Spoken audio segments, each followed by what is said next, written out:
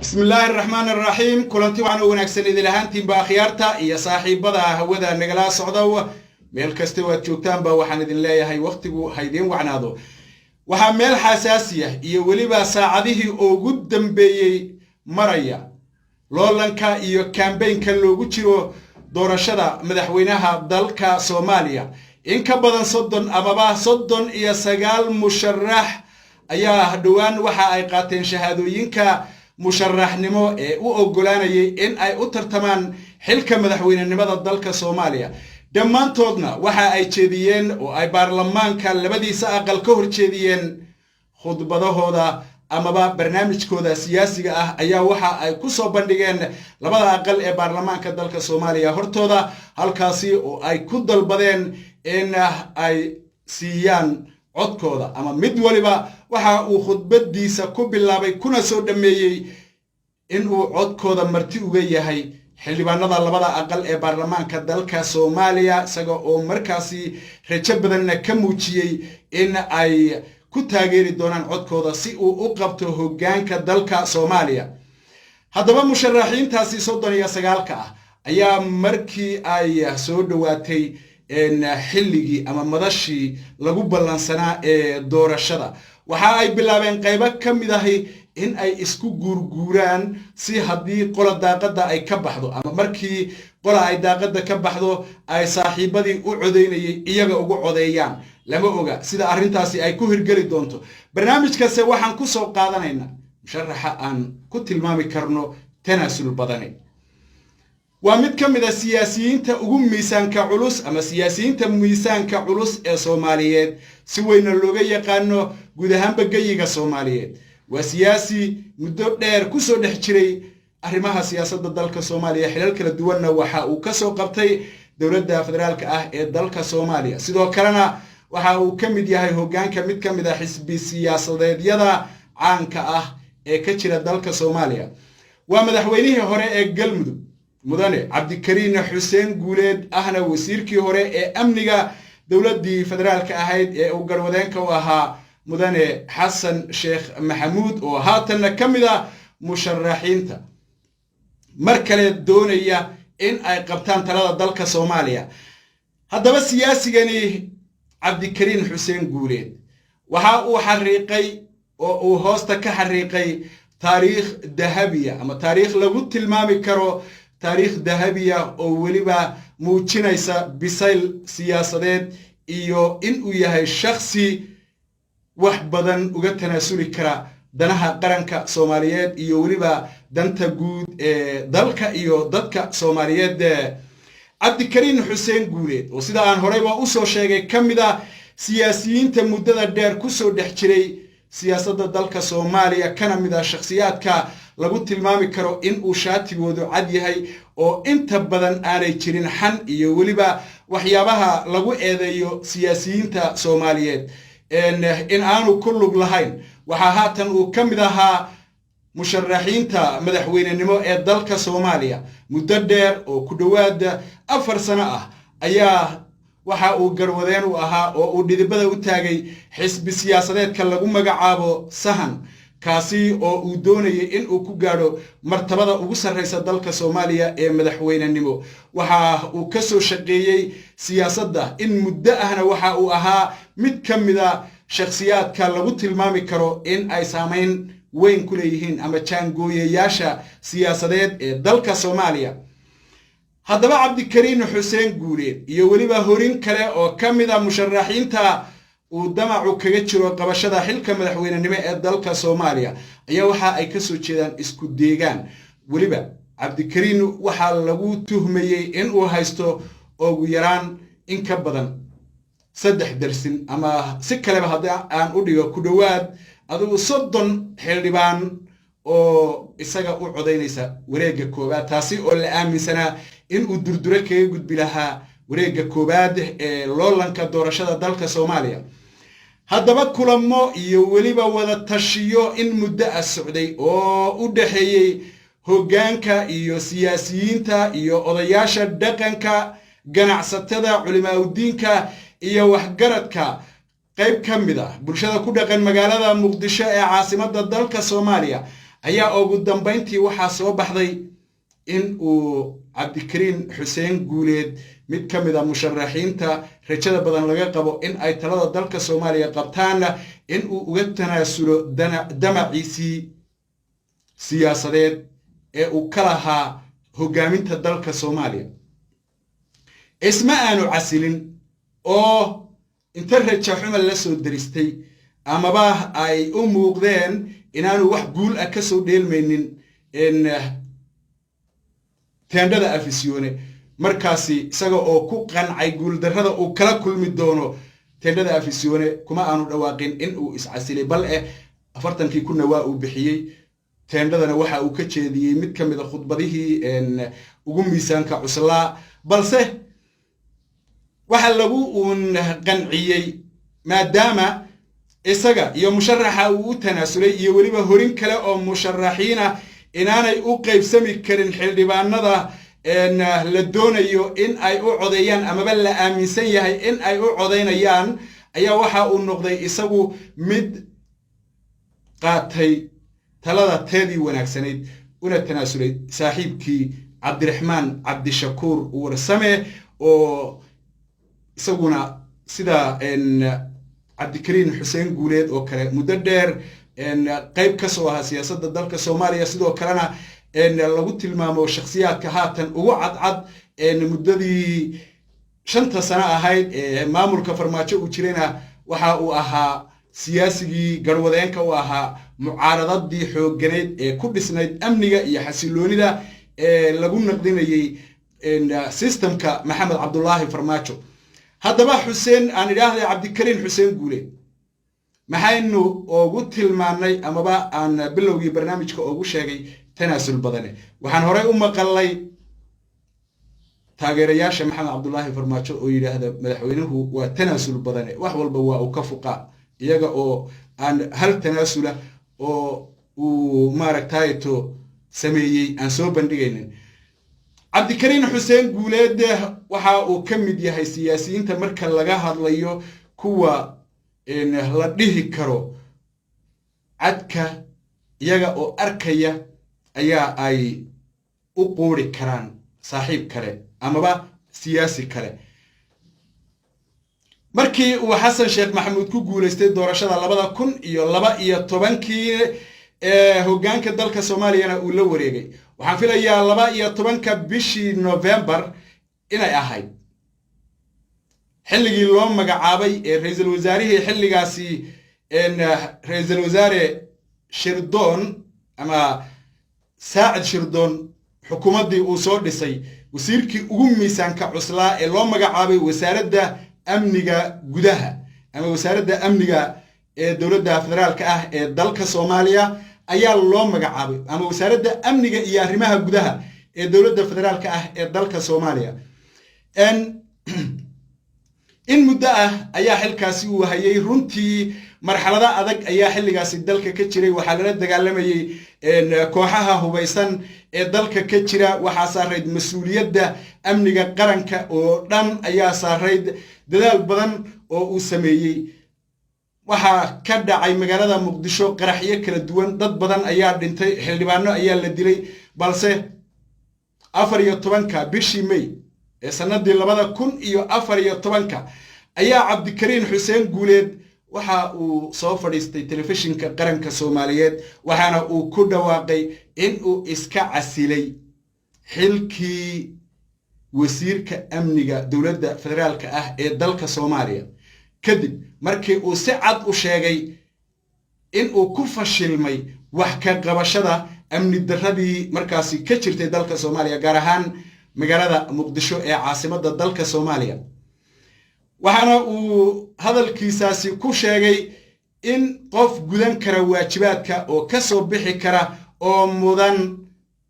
khibradeeda iyo aqoonteedana leh in loo dhiibo xilkaasi maadaama uu yahay xil aad iyo aad u miisaan culus haddaba cabdikariin xuseen guuleed si weyn ayaa loo soo dhaweeyay iscasilaadiisaasi waxaana filayaa marka uu ku dhawaaqayo iscasilaada in madaxweynaha dalka Soomaaliya ee xilligaasi mudane Xasan Sheekh Maxamuud uu dalka ka maqnaa una socdaal ama safar shaqo uu ugu maqnaa dhinaca iyo magaalada Ankara ee caasimadda dalka Turkiga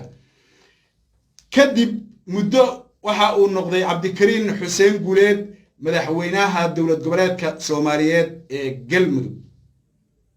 muddo ayaa xilkaasi uu hayay kadib markii uu xilkaasi muddo hayay haddii aan ka hormariyo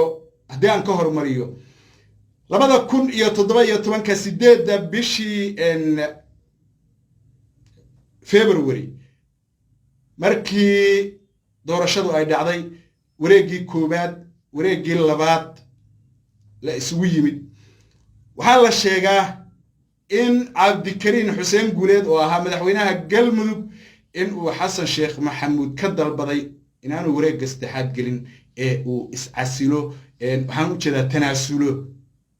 oo uu ka tanaasulo gelitaanka wareegga saddexaad arrintaa waxaa la yiraahdaa waxaa sabab u ahaa inuu tanaasulo Xasan Sheekh Maxamuud Cabdikariin Xuseen Guuleed ilaahay baa si xaalka og oo labadooda midkoodna afkiisa kama aana maqlin oo Xasan Sheekhna ma dhihin Cabdikariin baa igu dhiirigeliyay ama igu guubaabiyay in aan qaato oo maaragtay to ka tanaasulo maxaan ku dhahayto wareeggii saddexaad isna ma aanu sheegin laakiin waa sida la sheego xilligaasi Cabdikariin Xuseen Guuleed waxa uu ahaa madaxweynaha dowlad goboleedka Galmudug markii maamulkii Maxamed Cabdullaahi Farmaajo uu la wareegay Cabdikariin Xuseen Guuleed bishii March isla sanadii 2017 waxa uu ku dhawaaqay 8 bisha March 2017 waxa uu ku dhawaaqay in uu iska casilay xilkii madaxweynenimo ee maamulka ama dowlad goboleedka Soomaaliyeed ee Galmudug waxaan soo sheegnay in uu 14 May ama Maajo bisha la yiraahdo waa bisha hadda aan ku jiraan filayaa in uu ku dhawaaqay in uu iska casilay xilkii wasiirka amniga ee dowladda federaalka 8 Febraayo in uu Xasan Sheekh Maxamuud kula taliyay in uu iscasilo oo uusan xawjeeda inuu tanaasulo oo uusan maaragtayto wareegga saddexaad gelin 8 March ee isla 2010 waa bil kadib habeenkii Farmaajo la doortay waxa uu iska casilay oo gebi ahaanba uu baneeyay kursigii madaxweynenimo ee dowlad goboleedka Galmudug iyada oo aan cidina cadaadis saarin iyada oo muddaxileedkiisii 3 meelood marka loo qaybiyo qiyaastii 2 ku dhawaad ay u dhiman tahay oo muddo kooban oo 2 sano ka yar uu xilka hayay halkaas waxa ka soo baxaya siyaasiga uu yahay Cabdikariin Xuseen Guuleed mar afraad ayaa haddaba uu wacdara dhigay oo uu muujiyay in uu yahay siyaasi damaciisa iyo hanka siyaasadeed ee uu leeyahay mar kale dhihi kara alla ilaahay waa laygaga habboon yahay una tanaasuli kara saaxiibkiisii ay ku wada loolamayeen halka kursi haddaba xalayto ayaa mar kale uu xariiqay taariikhda waana markii afraad isaga oo heli kara in uu mabda iyo waliba qorshaha iyo barnaamijka markaasi uu ku taagnaa inuu ku sii taagnaado uu tanaasul muujiyo waxaana uu xalay u tanaasulay saaxiibkiisa dhinaca siyaasadda ologana ay ku yihiin waxyaalo badan Cabdiraxmaan Cabdishakuur Warsame arrintaasi waxa ka qayb qaatay oo labada dhinacba maaragtayto kala shaqeynaya hawshaasi siyaasiyiinta xildhibaanada aqoon-yahanka odayaasha dhaqanka culimaawidiinka iyo ganacsatada ka soo jeeda beesha ay ka soo jeedaan waxaana uu noqday Cabdikariin Xuseen Guuleed mid halkaasi ku soo bandhigay taariikhda wanaagsan ee ku saabsan in uu damaciisii 4 sano ee inagu soo foolle uu u hadiyeeyo una hibeeyo Cabdiraxmaan Cabdishakuur Warsame arrintaasi waxa soo dhaweeyay guud ahaanba bulshada Soomaaliyeed qaybaheeda kala duwan madaxweynaha dowlad goboleedka Galmudug ee waqti xaadirkan أحمد عبد كارية قرقور أيانا سيدو كالين كقاتي رئيس الوزراء حكومة حلقارسين الصومالية إن مدن محمد حسين روبلي أيا يسوون كالين وين كقاتي دمان تودبا إن مد ولبا وسودوي وانا وهمبليي قادشدا إن قوان كاسي خرارا balse muujinaya geesinimada iyo maxaan ku yiraahdaa dadnimada iyo in wax la isaga tagi karo ee uu qaatay Cabdikariin Xuseen Guuleed waxaan leenahay talaabadaasi wanaagsan Cabdikariin Xuseen Guuleed waxa uu ka dhaxlay taariikho kala duwan iyo credit amaba maxaan ku yiraahdaa sumcad أن إنما اللسوكو بكرين وحاول نقضي شخصي كم إذا شخصيات لابد المامي كرو إن أيهين كوله بسيل سياسات مده جامينات مد أقوانات مد بلشو لا كان قاضي كرا مرحلة دا إيا حالة دا كلبا لتشوغو سيدو كرنا واحد تاريخ دا وكموشي إن سياسيين الصومالي ده أولو إن أديو إن يمركو دقيقين مد ولي بنا ودونو إنه دمع عيسى قالوا طريق ودوني بها مرأة إن وكدويها عبدالكريم طريقانا سياسيين بدني أي تهي إن أي مران أو أي كجد ديدان عبدالكريم حسين جوليد إن تناسل كيسة يوم محن كل هذا يتو لكان قادة ده حلية كلبا مركا أي كوها بونتهاي سيدا يدوني بها النقطة وحلينا هاي بل هذا مرحلة دن وهوال وحقيق إناني لولنك يدور الشدة إن أولوله هذا اللي بتشوف ذاتك كوذا قسلين أو أنا كوذا فرحين السياسيين بدلنا وأن أجنا هاي إن أنا حتى هل عد أهل الدونين مركا وحنقول لها نقار بدن أو كم ذا السياسيين تا عبدالكريم سواء أو لا أمن سيء إن ونتيجة في عن ككين لها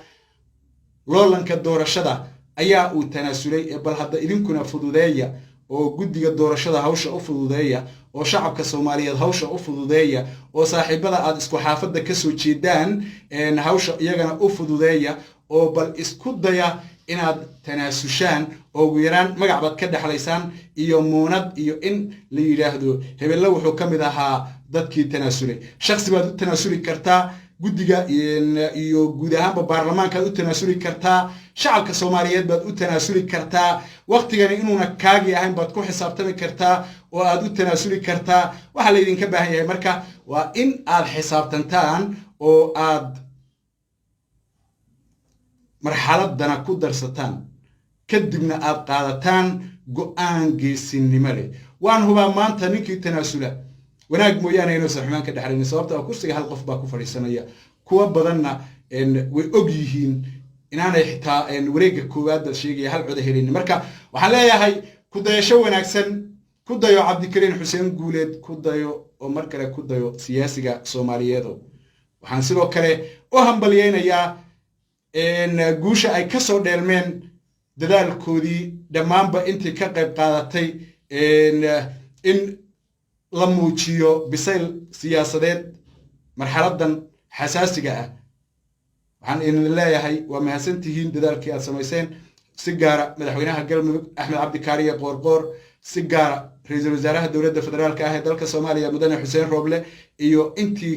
كلا شقيسيبة وحان إن الله يهي هراي السعودة إن عبد الرحمن عبد الشكورنا إن وحان كرجينا يا إن maxaan ku yiraahdaa garowsan doono sida walaalkii ugu tanaasulay waxaan u rajaynayaa in uu guuleysan doono oo uu noqon doono madaxweynaha 11aad ama madaxweynaha 10aad ee dawladda Soomaaliya oo insha Allah ta'ala lagu dooran doono teendada afisione maadaama dadku ay haatan isaga u arkaan ka ugu haboon ee hogaamin kara dalka Soomaaliya xilligan samata bixin kara marxaladda adag ee uu ku jirana ka saari kara guul iyo horumar ayaan guud ahaan u rajaynayaa shacabka Soomaaliyeed meel kasta oo ay joogaanba doorashadana waxaan iyadana u rajaynayaa mid si nabad oo xasiloon oo lagu wada farxo ku dhacda oo ku dhamaata guud ahaan ummadda Soomaaliyeedna waxaan leeyahay ilaahu hebelna dhaafin lama dhaho ilaahay uu bedel khayr qaba oo lagu reysto oo lagu maaragtaayeto nagaado oo lagu maaragtaayeto dadka oo dhan deeqa ilaahowna si ayaa la dhahaa ee kaa aynu alle ka wada barino rabbi subxaanahu watacaala khayrka hayna waafajiyo ummadda soomaaliyeed oo dhanna geediga ay hadda ku jirto ha ka dhigo geedi rarankii laga guurayo oo ramaaska loogu guurayo geedi rarankii lagaga guurayo oo ramaaskii loogu guuraya tan iyo intaan isugu imaanayno barnaamijyada xiga waa galad xasan oo idin leh fi amaanillah